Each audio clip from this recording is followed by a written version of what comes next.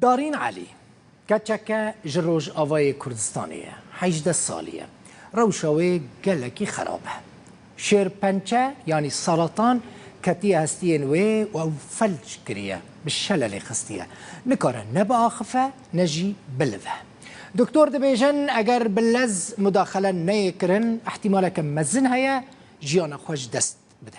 او تفی خوشکا خواه لهولیره لأوده که اوتیله که اوتیلا ناسکیه دمینن نکاره پرین شبکه اوتیلا کیجی بدهش بر وی کیجی او ناس بیرابویا آلیکار او لأوتیلا خواه دحوینه اقامه یا یونانی هیا دخوازه و رجای وی جه حکومت اوه که ببا آلیکار و ری بده که خواه بگهینه یونانی تستا وی کرونا جیاتیه کرن و نگاتیف درکتیه یعنی نه نخوشا کورونایه و داخوازه وی اوه هیویاوی اوه رجاوی اوه جه حکومت و جو وزارت تندرستی کردستان که بشینن نخوشخانه جبوکو وره درمان کرن 3 ساڵە شێرپەنجەی سارکۆما یاخەی دارینی گرتووە ئەو 2 ساڵ بەر لە ئێستا لەگەڵ خوشکەکەی لە یۆنان دەژیا مافی مانەوەی کاتیان پێدا بوو بەڵام بەهۆی نەداریەوە گەڕاونەتەوە ڕۆژاوای کوردستان و دواترێش باشووری کوردستان دوای دەستکەوتنی پارە ویستویانە بگەڕێنەوە یۆنان بەڵام دەڵێن لە فڕۆکەخانەی نێودوڵەتی هەولێر سەرجەم بەڵگەنامەکانیان بە تۆمەتی ساختەبوون لێ سەندراوەتەوە ئێستا لە هوتێلێک لە هەولێر دەمێننەوە بۆی کۆڕۆناوە لە نەخۆشخانەی شێرپەنجەی نانەکەلی لە هەولێر پێشوازی لێ نەکرا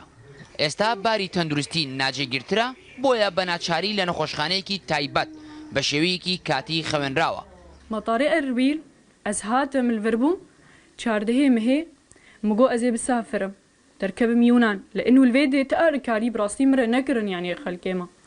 أز دركتم المطار دزقرتم تهمات تزوير كوراقيتا قش تزويرن تأثبات بوارا نينا يعني بر إثبات كن جمرة ما تزويرة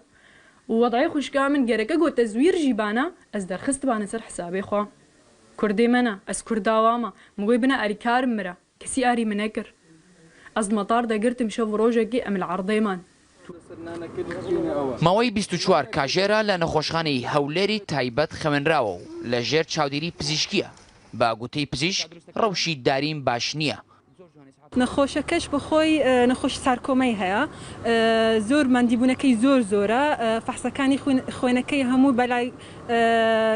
کەمی دەچن نەخۆشەکەش وەزعنی هەموو فڕۆسات شتووەی لۆ کرایە لێرە دەرمانی وەرگرتیە دکتۆرەکەش هات و سەردانی کردیە سەبارەت بە ئەوەی سسپشنی کۆڤید-19 ڤایرۆس دکتۆرەکەی زیاتر تێبینەکەی لەسەر دکتۆری بەڵێ دوای ئەوەی کە ئەم نەخۆشە کە پێشتر سارکۆمای هەبووە و لە سووریا گەڕاوەتەوە ئێرانیان لە ڕۆژاوای کوردستان بووە بۆیە کە هاتووەتە ئێرانە ئێمە لە تەوارەکەی خۆمان لە ئێمێرجنسیەکە وەرمان گرتووە پاش ئەوەی کە لێرانە داخلمان کردووە و پوامان هەستکردووە کە بەڵێ هەندێک سەسپیشنی هەیە لە بۆ کۆڕۆنا و شەکمان هەبوو نەخۆشخانەی نانەکەلی هەولێر تایبەت بە نەخۆشیەکانی خوێن و شێرپەنجە بۆ سەلامەتی نەخۆشیەکانیان کە بەرگری لەشیان لاوازە پێشوازی لە هیچ نەخۆشێک ناکات کە لە دەرەوەی هەرێمی کوردستان گەڕابێتەوە تا سەرجەم ڕێکارە تەندروستیەکانی خۆپارێزی لە نەخۆشی کۆڕۆنای جێبەجێ نەکرد بێت وەک 14 ڕۆژمانەوە لە کەرەنتینە یان پشکنینی کۆڤید-19 هەر لەبەرەوە بە ئەوراقی تەواونەوە دۆکیمنتی تەواونەوە نەمانزانی ئایا لە چێ هاتیە یان ئایا تێستی ئەو کۆڕۆنای کردیە یان نەی کردیە ئەمە ناتوانین نەخۆشە کە غەریبی بیهینە ناوێ ئەگەر هەر کەسێک کە بابلێنشتەکانی بە تەواوی هیچ گرفتەچی نەبی ئێمە وەریدەگرین سەرچاوان شێرپەنجەی سەرکۆما کە بە شێرپەنجەیەکی دەگمەن دەناسرێت بەرشانەکانی ئێسک و ماسوولکە و جومگەکان دەکەون مەهدی فەڕەج ڕوودا و هەولێر سپاس ji bo programa berpirsiyar ji bo şahiyan evkara min spas ji bo prodüserê wê Sîdat Leşkerî ku ev kirin mijara xwe îro li ser rawestiyan xebereke baş ji bo darîn heye ewa ku nexweş e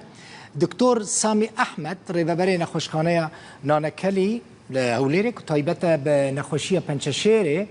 ragihand ku piştî pêşkêşkirina testa korona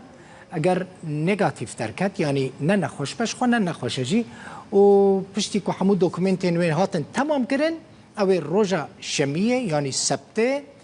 بچه نخوشخانه و وره درمان کرن بجی سوزا دکتور بو جبو درمان کرنا دارین ده پروگراما برپرسیار دا ایرو گوت تو گلکی کیف خوش بمو دستیوان صاحب زور سپاس کو دبنا آلیکار راسته کرونا هيا فلکتک هاتی سری هر کسی لی اوجی حالتک انسانیه پیوستیا و کچه کرد به درمان کرنه هيا بنیرن که دکتور چد بیجه نەخۆش ئەمە پاش ئەوەی ڕێکاری خۆی چکە هەندە شت تایبەت بەمەیە هەندێکیش تایبەتە بە دەرەوەی بە ئەوانەی کە بەرپرسن با بڵێن لە نەخۆشی کۆرۆنا ئایا چەند تێستی دەکا ئایا کەی ئەو نەخۆشە دەبی بستە ئەو شوێنە مەسەلەن بۆ نمونە ئەوانەی وەکو بڵێ کەرەنتینە ئەوانەی سە لە هۆتێلن پاش 14 ڕۆژ ئیزنیان دەدەن ئەگە هیچ گرفتیان نەبی دێنەوە نەخۆشخانەکان ئەویش هەر وەکو وانە ئێمە ئەگەر بزانین ڕێکارەکانی لە شەمووی ڕاوەری دەگرین